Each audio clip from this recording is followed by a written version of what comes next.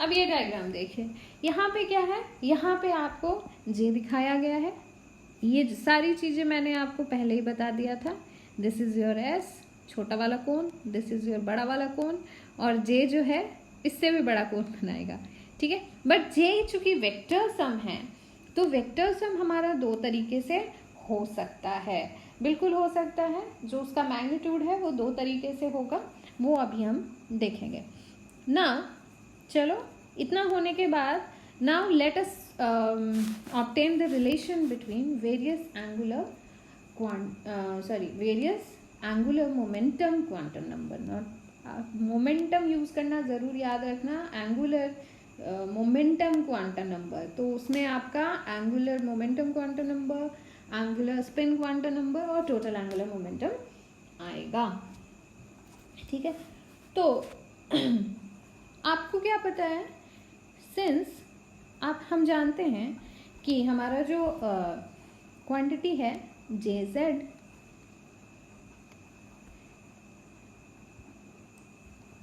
Just a minute,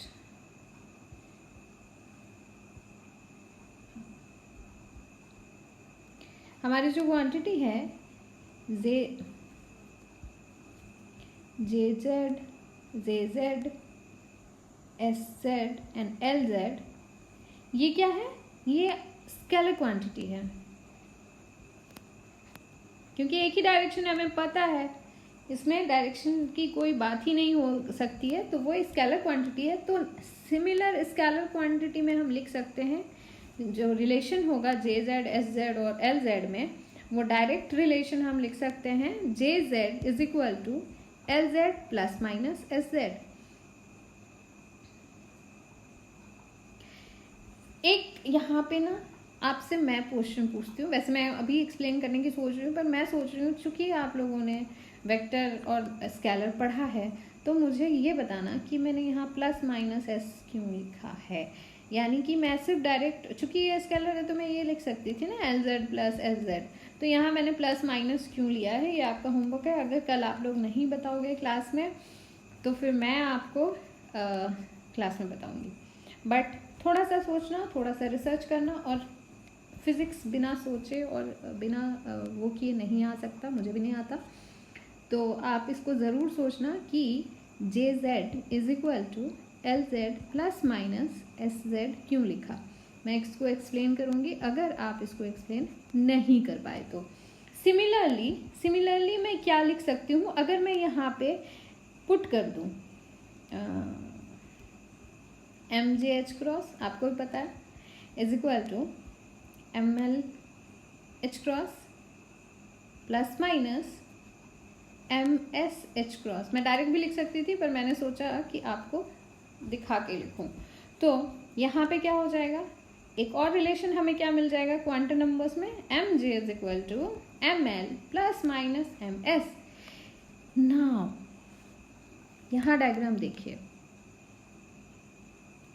आपको पता है एस की क्या क्या वैल्यू होगी, एम एस की वैल्यू क्या क्या होगी, प्लस हाफ और minus half. True, electron spin में हमने पहले ही देख लिया, M S is your plus half और माइनस हाफ। तो अब आप देखो, चूंकि यहाँ वेक्टर एडिशन हो रहा है, तो जब भी जे की वैल्यू एल प्लस एस होगा, तो हमारा जे जो है वो, जब भी जे की वैल्यू, कॉमन सेंस की बात है यहाँ पे, ये आप समझ में आ गया, कॉमन सेंस की बात है। जब भी हमारा value j is equal to L plus minus S, हम ये भी लिख सकते हैं j is equal to L plus minus S लिख सकते हैं, चूंकि हमें पता है small capital J is equal to L plus S, हमें वेक्टर एडिशन है। और चूंकि यहाँ पे हमें पता है s is equal to half, तो हमारे पास क्या कंडीशन है वो देखो आप।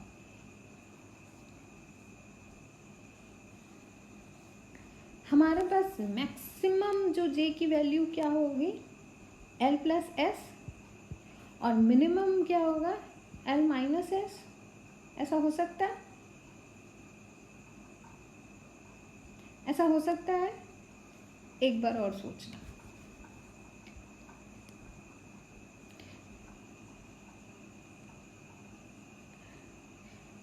ना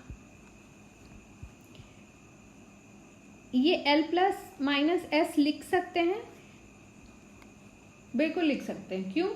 क्योंकि जो मैक्सिमम वैल्यू है MJ, ML और MS का वो क्या होगा? J, L और S। तो जो हमारा MJ is equal to ML ± MS है, जो हमारा MJ है, MJ की वैल्यू वेरी करती है ना, -J2 + J। तो यहाँ अगर मैं J पुट कर दूँ, मैक्सिमम वैल्यू, एकदम मैक्सिमम वैल्यू अगर मैं लूँ, तो J is equal to ML की वैल्यू -L2 + L, तो +L मैक्सिमम वैल्यू, और फिर -S और +S। तो हम ये लिख सकते हैं, ये रिलेशन मैंने यहाँ लिखा है, ठीक है ना। तो हमने देखा हमें तीनों इक्वेशन से 3 इक्वेशंस मिल गए। पहला हमारा इक्वेशन क्या था? पहला हमारा इक्वेशन था कि हमने z component, direct z component लिखा और उसके बाद z कंपोनेंट में MJ, ML और MS की वैल्यू पुट करके हमने ML, MS और MJ के बीच का रिलेशन निकाला, और उसके बाद हमने MJ, ML और MS का मैक्सिमम वैल्यू जो होने वाला था उसको पुट करके हमने रिलेशन, फाइनल रिलेशन हमने क्या निकाला? J is equal to L ± S। और इसको स्मॉल s, मैं हमेशा स्मॉल s थोड़ा छोटा और कैपिटल S थोड़ा बड़ा लिखती हूँ, तो मुझे थोड़ा सा प्रॉब्लम हो रहा है, बट आप समझ जाना।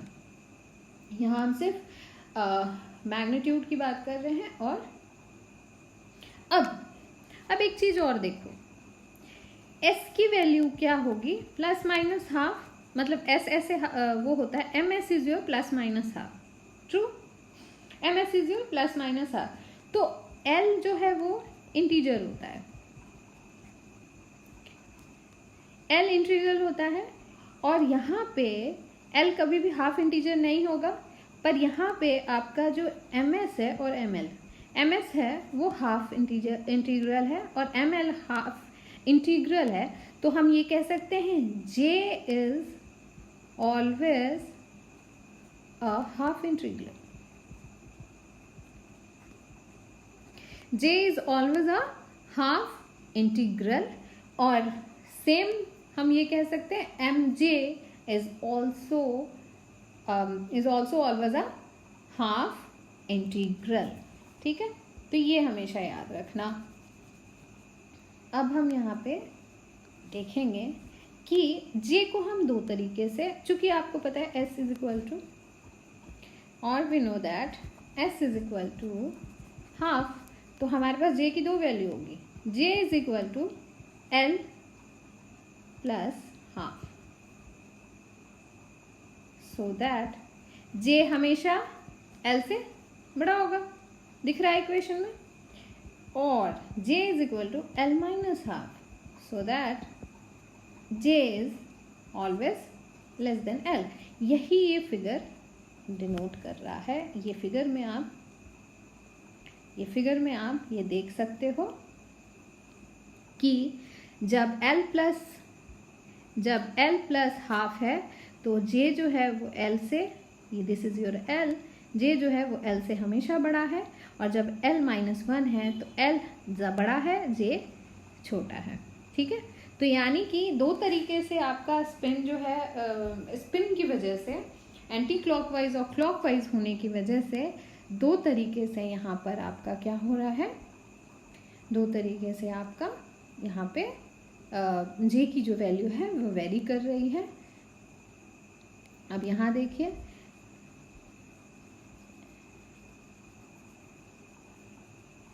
ये जो डायग्राम है, ये यहाँ पे इस डायग्राम में इन्होंने L की वैल्यू 1 ले ली है। तो जब भी L की वैल्यू इन्होंने 1 ली है तो L इज इक्वल टू 1 के लिए J is equal to 1 + half 3/2, और J is equal to half, 1 - half is equal to half. और MJ की वैल्यू, मतलब यहाँ हमें कितनी वैल्यू मिली, 1 2 3 4, और यहाँ हमें 2 ही वैल्यू मिली है, ठीक है। तो ये हमेशा आप इसको याद रखना जब हम स्पेक्ट्रोस्कोपिक नोटिफिकेशंस पढ़ेंगे, तो उसमें ये चीज़ें आप लोगों को निकालने को आएगी। ये क्वेश्चंस काफ़ी फेमस होते हैं और ये आपके एग्जाम्स में पूछे जाते हैं। ठीक है, तो यहाँ पे हमारा क्या हो गया, ये रिलेशन स्टैब्लिश हो गया आपका ना। अब हम जैसे हम लोगों ने क्या निकाला था, हम लोगों ने स्पेस क्वांटाइजेशन के बारे में पढ़ा है ना, स्पेस क्वांटाइजेशन। तो क्या यहाँ पे भी हम ये चीज़ सोच सकते हैं कि हमारा जो एंगुलर मोमेंटम है टोटल, हम लोगों ने क्या देखा, हम लोगों ने ये देखा कि हमारा जो स्पिन है, स्पिन जो है वो भी हर वैल्यू नहीं ले सकेगा। आपका जो एंगुलर मोमेंटम है which is your basically spin, तो हमें पता है स्पिन 2 ही लेगा आपका, plus half and minus half. But हमने क्या देखा, हमने ये देखा कि ऑर्बिटल मोमेंटम जो था वो क्वांटाइज्ड है। ठीक है, spin is also quantized, angular momentum is also quantized. तो क्या हम ये कह सकते हैं कि जो जे है वो भी क्वांटाइज्ड होगा? बिल्कुल कह सकते हैं, क्योंकि ऑब्वियसली जब मुझे पता है कि कोई भी चीज़ 2 चीज़ के कॉम्बिनेशन से बना है और दोनों ही स्पेशल ओरिएंटेशन रखते हैं, तो दोनों का जो कॉम्बिनेशन होगा वो भी स्पेशली ओरिएंटेड होगा। ऐसा तो है नहीं कि वो कंटिन्यूस कोई भी वैल्यू उठा लेगा, नहीं, वो भी स्पेसिफिक चीज़ों पे ही अपनी वैल्यूज़ लेगा या फिर नहीं लेगा। तो हेंस हम ये कह सकते हैं कि as L and S are quantized, we can say that J, that is your total angular momentum, is also quantized. तो सेम हम क्या करेंगे, हम इसका ओरिएंटेशंस फाइंड आउट करेंगे। हम इसका देखेंगे कि स्पिन और वाइटल एंगुलर मोमेंटम की वजह से जो टोटल एंगुलर मोमेंटम हो रहा है उसका जो स्पेस क्वांटाइजेशन होगा, मींस वो जो ओरिएंटेशन करेगा वो डिफरेंट जो अलग अलग वैल्यूज लेगा, वो क्या होगा। तो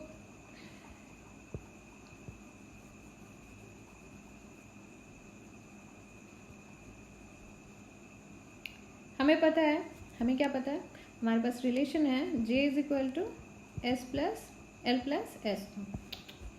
ठीक है ना, बाय कोसाइन लॉ, ये सब चीज़ वेक्टर में आप पहले ही पढ़ चुके हो, इसीलिए मैं दोबारा नहीं बताऊंगी। फ्रॉम कोसाइन लॉ, और अगर याद नहीं है तो एक बार प्लीज़ आप रिविज़न कर लो वेक्टर का। ठीक है, कोसाइन लॉ में हम क्या लिखेंगे, J square is equal to L square plus S square plus 2L S cos LS, और cos LS is equal to LS coupling हो रही है यहाँ पे, ये बेसिकली LS कपलिंग की वजह से आपका कोसाइन यहाँ पे हुआ है, इसीलिए इसको हम टोटल एंगुलर मोमेंटम का ही ओरिएंटेशन मानेंगे। ठीक है, कंफ्यूज नहीं होना। वहाँ हम लोगों ने क्या पढ़ा था, जब हम लोगों ने स्पेस क्वांटाइजेशन पढ़ा था तो हम लोगों ने उसमें क्या पढ़ा था, उसमें हम लोगों ने कॉस थीटा निकाला था, क्योंकि हम सिर्फ वहाँ कंसीडर कर रहे थे एल का जो एंगल जो वो मैग्नेटिक फील्ड में इससे बनाता है, और यहाँ पे हम एल और एस का कॉम्बिनेशन देख रहे हैं, और एल और एस के बीच जो एंगल बन रहा है उसको हम देख रहे हैं। ठीक है, तो इसीलिए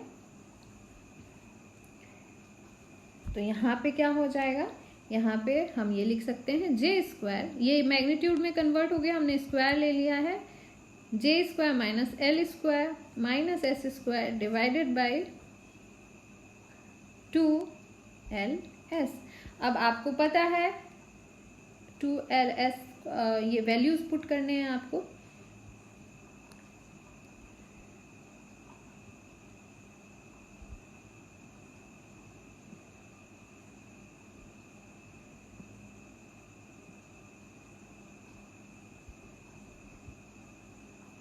तो यहाँ पे वैल्यूज पुट कर दीजिए। आपको पता है J is equal to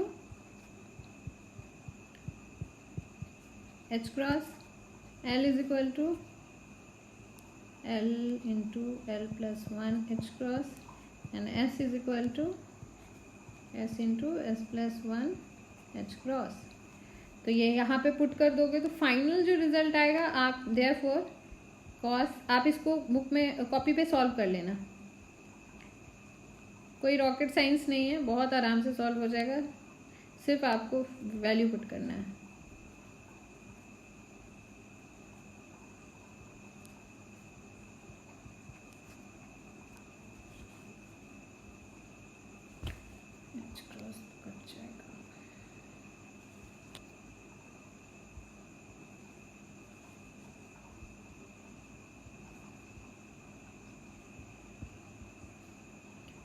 S into S plus 1 S plus 1, ये स्मॉल s है, ठीक है। तो ये आपका ये आ जाएगा। तो ये है the angle between L and S, ठीक है। और यही एंगल याद है, मैंने आपको बताया था कि जो थीटा है वो कांस्टेंट रहेगा पर वो स्पेसिफिक ओरिएंटेशन लेगा। वैसे ही जब हम LS कपलिंग करवाते हैं तो जो एंगल बिटवीन L और S है वो इनवेरिएंट है और वो क्या है आपका, इनवेरिएंट है और वो फिक्स रहेगा, बट वो डिफरेंट ओरिएंटेशन लेगा for different value of J, L and S, ठीक है।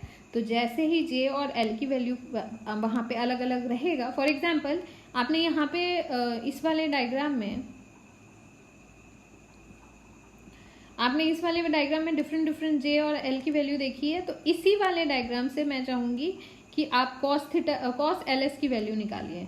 यहाँ आपको J की वैल्यू एक बार ये लेना है और दूसरे बार J की वैल्यू ये लेना है। L की वैल्यू आपको पता ही है, L की वैल्यू यहाँ पे 1 लिया गया है। अगर आप चाहें तो अपने मन से L की वैल्यू 2 लेके, L की वैल्यू 3 लेके, S की वैल्यू फिक्स रहेगी, J की वैल्यू डिफरेंट रहेगी और फिर आप cos की वैल्यू निकाल सकते हो, ठीक है। तो इतना आप एक बार घर में कर लो। तो ये बेसिकली ये जो ओरिएंटेशन निकालने का है, ये जो फॉर्मूला निकल के आया, ये जो ओरिएंटेशन मतलब जो एंगल बिटवीन ये cos थीटा cos LS जो L डॉट ऑफ S निकल के आया या LS जो निकल के आया, उसी को हम कहेंगे this is a vector model of one electron atom और it can be extended to many electron system और मेनी इलेक्ट्रॉन एटम। इसको क्या है, इसको हम एक्सटेंड कर सकते हैं। ये सिर्फ एक इलेक्ट्रॉन के लिए निकाला गया है, एक इलेक्ट्रॉन मॉडल के लिए है, बट इसको जब एक्सटेंड किया गया तो ये एक्सटेंड हो गया। और मज़ेदार बात ये थी कि ये जो है ये बहुत अच्छे तरीके से fine structure of spectral line, जो कि मैंने आपको पहले भी बोला था कि जो हाइड्रोजन अल्फा का जो लाइन था, जब बोर सोमरफेल्ड थ्योरी से हमने उसको कैलकुलेट किया था, एक्सपेरिमेंटली हमें 5 लाइंस मिले थे, बट थियोरेटिकली हमें 3 ही लाइन मिला था। बट जब वेक्टर एटम मॉडल में थियोरेटिकली और एक्सपेरिमेंट को, थियोरेटिकल और एक्सपेरिमेंटल ओरिएंटेशंस और फाइन स्ट्रक्चर्स को वो किया गया, कंपेयर किया गया, तो वो दोनों सेम था और हमें यहाँ पे 5 के 5 spectral line as it is मिले जैसे हमें एक्सपेरिमेंट में मिलने थे, ठीक है। तो ये जो कॉम्बिनेशन है, the combination of L and S और the angular moment of atomic electron L and S interact magnetically, internal magnetically, which is known as spin orbit interaction। इसको spin orbit interaction कहते हैं। और ये जो पूरा थ्योरी दिया गया, J को डिफाइन किया गया, J की वैल्यू निकाली गई, J की डिफरेंट ओरिएंटेशंस पे निकाला गया और ये बताया गया कि J is a quantized quantity, उसी को हम वेक्टर एटम मॉडल कहते हैं। और यही जो J को जब हम अलग से ऑर्बिटल एंगुलर मोमेंटम को नहीं कंसीडर करके, टोटल एंगुलर मोमेंटम को कंसीडर करके, जब हम जो हमारा एक्सपेरिमेंटल ऑब्जर्वेशन है, जब हम उसको डिफाइन मतलब उसको एक्सप्लेन करने की कोशिश करते हैं, तो ये जो वेक्टर एटम मॉडल है वो पूरी तरह से सक्सेसफुल रहता है और ये पूरी तरह से उसको एक्सप्लेन कर देता है। ठीक है, तो सबसे जो मतलब बेसिक जो साइलेंट फीचर जिसको कहते हैं, सबसे बेसिक जो फीचर है वेक्टर एटम मॉडल का, वो क्या है? वो है concept of spinning of electron. अगर स्पिनिंग ऑफ इलेक्ट्रॉन का कॉन्सेप्ट नहीं होता तो हम कभी भी ये जो फाइन स्ट्रक्चर है, जो कि हमारा फाइन स्ट्रक्चर को अच्छे से एक्सप्लेन कर सकता है। तो ये बहुत ही बड़ा योगदान था 1925 में जो गोल्डस्मिथ और अर्लेनबर्ग शायद मे बी मैं गलत बोल रही हूँ, प्रोनाउंस कर रही हूँ। तो बेसिकली उनकी वजह से ही हमें ये वेक्टर एटम मॉडल को अच्छे से वो करने का चांस मिला, और हमने इसको जो हमारा एक्सपेरिमेंटल डेटा था, एक्सपेरिमेंटल ऑब्जर्वेशन था, उसको हम बहुत अच्छे से एक्सप्लेन कर दिए। तो हमेशा याद रखना कि जो हमारा वेक्टर एटम मॉडल है वो क्या हमें बताता है? वो हमें बेसिकली बताता है, क्या बताता है कि हमारा L और S जो है वो J के अराउंड घूमते रहता है। ठीक है, इन vector atom model NLS precise around J, जो उसका प्रिसिशन है, प्रिसेसेस about J where the atom is placed in an external magnetic field। जब हम एक्सटर्नल मैग्नेटिक फील्ड लगाएंगे तो J के इर्द गिर्द वो घूमने लगेगा। ये थोड़ा कॉम्प्लिकेटेड डायग्राम आपको लग रहा होगा, पर आप धीरे धीरे जब इसको पढ़ोगे और 3 डायमेंशन काम करो, आपको नेट पे बहुत सारे डायग्राम ऐसे मिल जाएंगे। ठीक है, तो कोशिश करो उसको आप एक बार देखने को और समझने को। ठीक है, तो जब भी हम एक्सटर्नल मैग्नेटिक फील्ड अप्लाई करेंगे तो J जो होगा वो एक्सटर्नल मैग्नेटिक फील्ड के डायरेक्शन में ही घूमना शुरू कर देगा। J जो है वो एक्सटर्नल, अगर B हमने इस डायरेक्शन में अप्लाई किया तो हमारा J जो है वो एक्सटर्नल मैग्नेटिक फील्ड के ही इर्द गिर्द घूमना शुरू कर देगा, और जो हमारा L और S है वो J के इर्द गिर्द घूमना शुरू कर देगा। मतलब अच्छा, तो मैं डायग्राम से समझाने की कोशिश करती हूँ, क्वाइट पॉसिबल आपको समझ में आ जाए।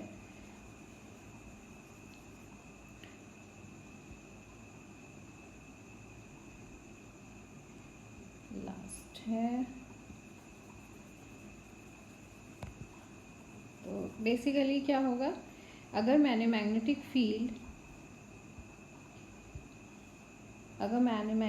फील्ड B इस डायरेक्शन में किया तो हमारा J जो है वो ऐसे प्रिसाइज करेगा, ये J का कोण हो जाएगा,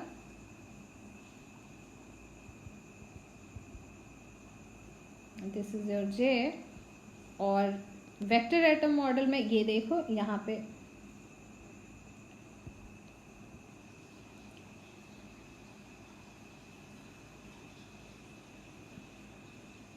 यहाँ आपको पता है वेक्टर एटम मॉडल में, तो ये J हो जाएगा, और J के ही इर्द गिर्द हमारा L और ये जो S है हमारा वो प्रिसाइज करेगा। ठीक है, तो हमारा J यहाँ है, हमारा J जो है वो B के इर्द गिर्द घूम रहा है, हमारा L जो है वो भी J का चक्कर लगा रहा है, और हमारा S भी जो है वो J का चक्कर लगा रहा है। ठीक है, तो ये लमसम में आपको डायग्राम ऐसा हो जाएगा। तो जब एक्सटर्नल मैग्नेटिक फील्ड में हम रखेंगे तो हमारा ये कंडीशन हो जाएगा। तो आज के लिए इतना ही। नेक्स्ट क्लास में हम स्पेक्ट्रोस्कोपी नोटेशंस पढ़ेंगे, और उसके बाद मैं आप लोगों को ट्यूटोरियल सेंड कर दूंगी।